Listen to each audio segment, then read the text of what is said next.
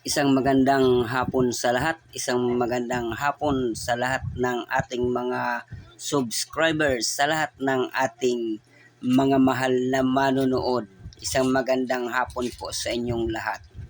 Welcome back pong muli sa akin pong munting channel na ATS Tambayan.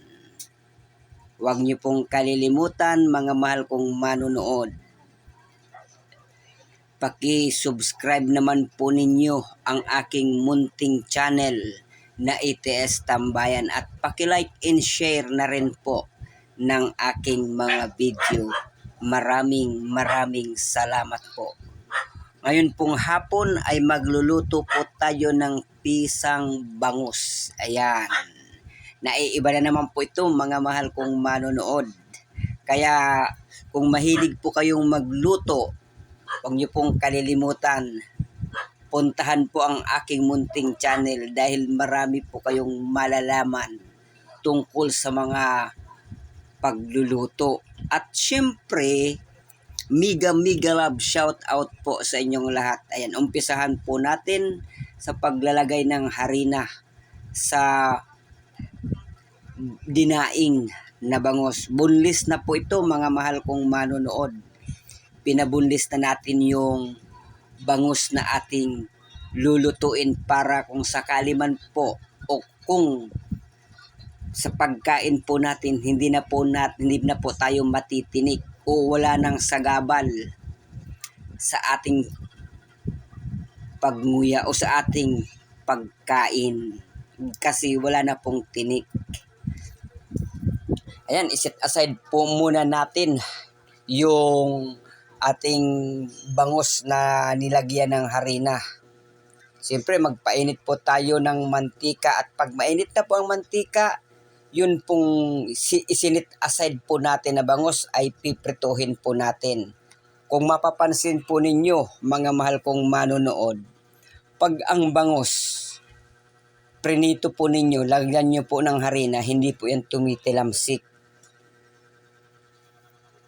Yun po ang sikreto niyan para iwas po sa aksidente.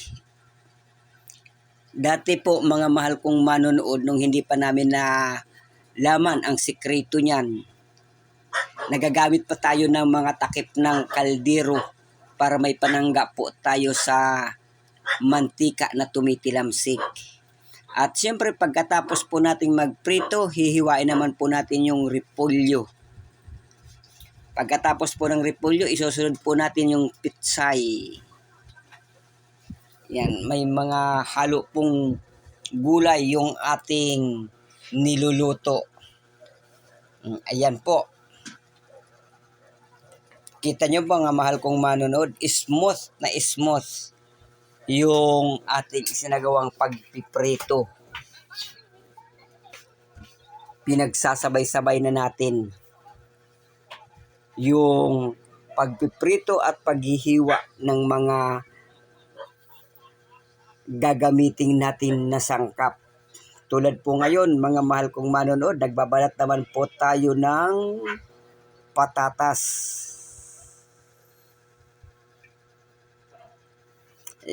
Basta't wag lang pong kalilimutan mga mahal kong manonood na may niluluto po kayo. Kailangan presence of mind, ika nga. Kasi pag nakaligtaan po natin yung ating niluluto, mangangamoy po yan. Masusunog po yung ating piniprito. Kaya habang nagprito, may gagawin po kayo ng ibang gagawin o maghihiwa kayo po ng mga ingredients, huwag niyo pong kalilimutan tingnan, paminsan-minsan yung inyong piniprito. Katulad po ng awit ni Richard Reynoso na paminsan-minsan lang. Ayan. Ayan mga mahal kong manonood, naglagay naman po tayo ng bangus. Dahil luto na po yung ating inilagay, kaya nagpalit po tayo. At huwag nyo rin pong i-escape o yung ating mga ads. sa ating mga video. Inuulit ko po mga mahal kong manonood, paki-subscribe naman po ninyo ang aking munting channel at paki-like and share na rin po ng ating mga video. Maraming salamat po. Tapos na po tayo sa patatas. Ngayon naman po ang hihiwain natin ay Bombay. Ayan. Bombay po ang tawag nito sa Bisaya. Yung sibuyas.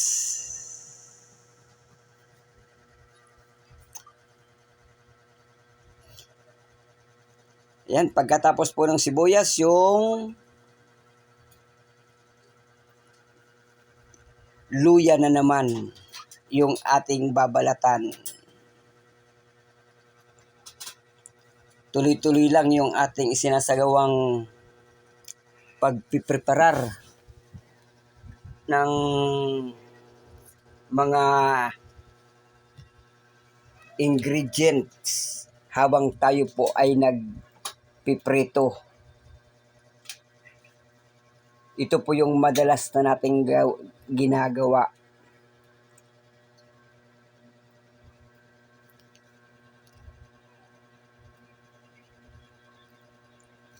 Para wala pong masayang na oras. Ayan. Ika nga, time is gold. Diba mga mahal kong manonood?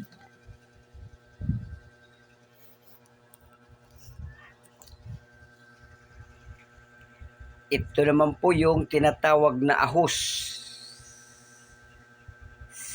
Sa Bisaya pa rin, bawang ang tawag rito.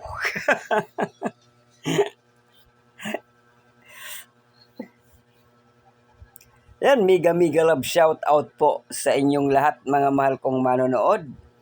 At inuulit ko po, wag nyo pong i-skip yung ating mga ads.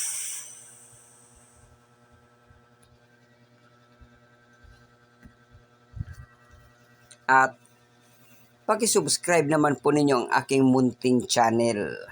Maraming salamat po.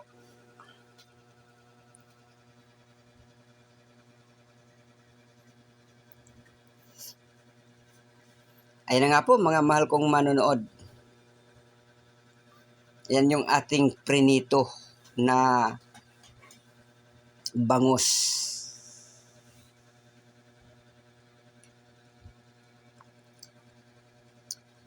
Ngayon naman po ay mag-umpisa na tayong mag-gisa.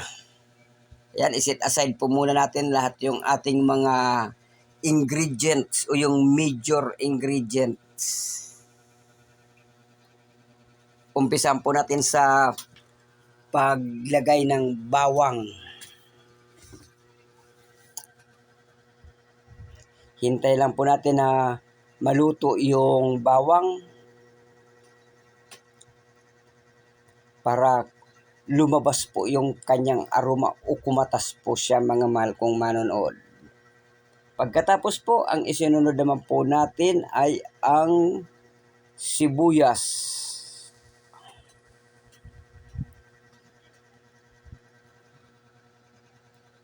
Napakasimple lamang po mga mahal kong manonood ng ating lulutuin ulam ngayong gabi o ngayong hapon. Mamayang gabi ang ating ulam.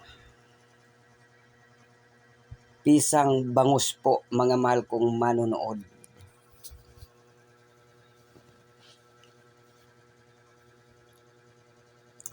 Ayan, naglagay po tayo ng konting tubig.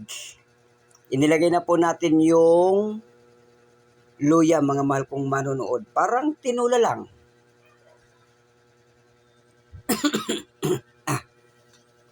Medyo may nakaalala sa atin mga mahal kong manonood.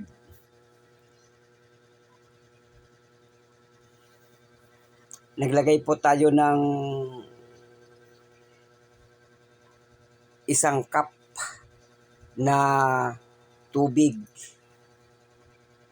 Depende po sa dami ng inyong lulutuin mga mahal kong manonood. Naglagay na rin po tayo ng pamintang durog at ng seasoning. Kailangan lamang po ay katamtaman lamang ang dami ng tubig na ating ilalagay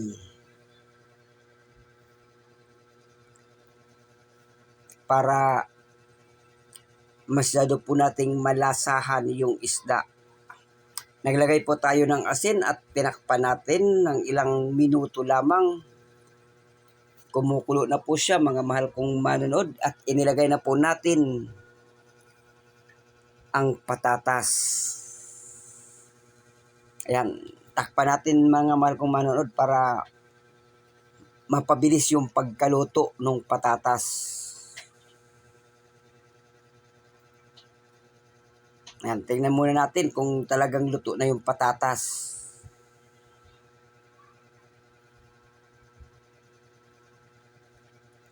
Grabe, kulong-kulo talaga. Kulong-kulo, kumukulo.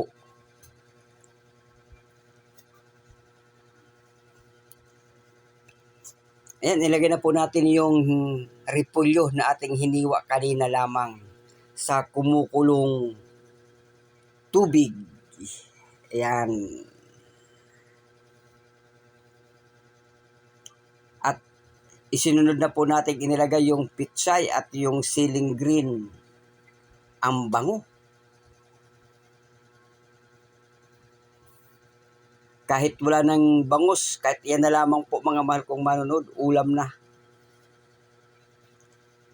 Sapat na ulam na po ito mga mahal kong manonood. Ayan na nga po, inilagay na po natin yung ating prinitong bangus. Kaya po inilagay natin itong huli mga mahal kong manonood para hindi po madurog. Kasi dati naman po siyang luto. Kailangan na lang natin pakatasin yung ating prinito yung bangus.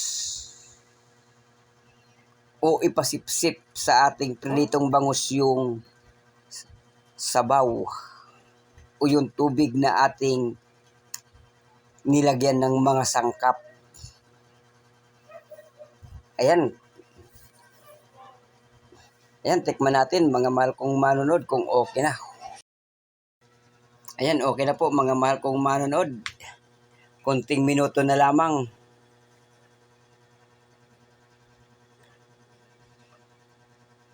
Okay na. O tapos na yung ating ulam na pisang bangus. Ayan na po mga mahal kong manonood. Maraming salamat po. Hanggang sa muli po.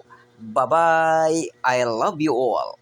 God bless to one and all. See you on my next video.